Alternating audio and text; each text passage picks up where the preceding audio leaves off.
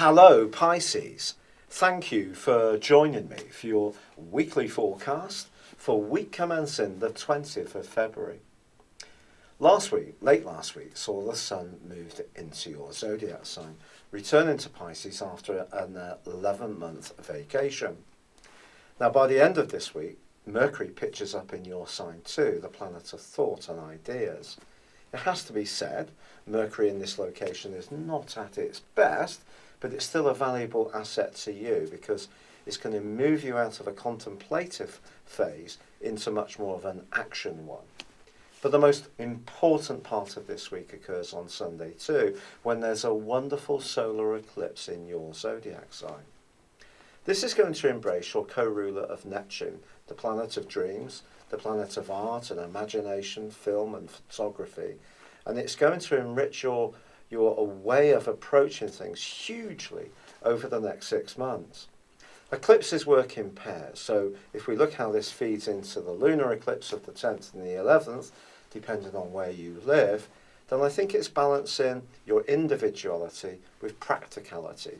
Great ideas on their own, or new interests or streams, won't achieve a successful outcome unless it all works at a more fundamental nuts and bolts level.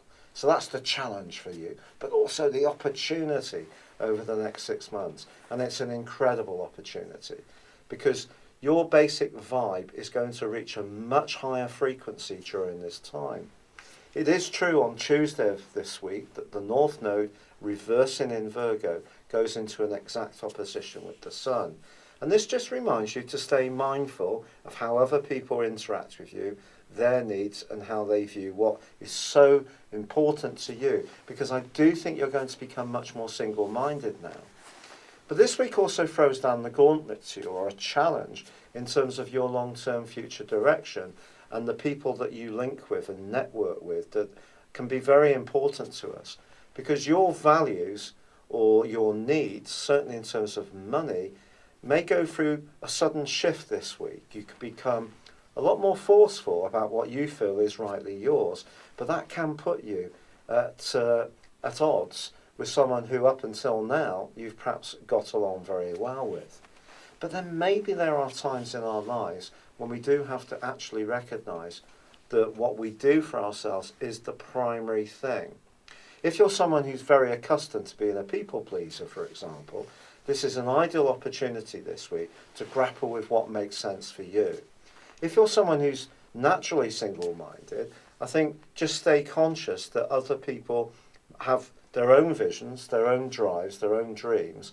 They may not always fit together with your idea of things. And if that's the case, just give yourself a little bit of room to allow these ideas to come in. Don't just dismiss them, because you could gain from the good advice that other people give you.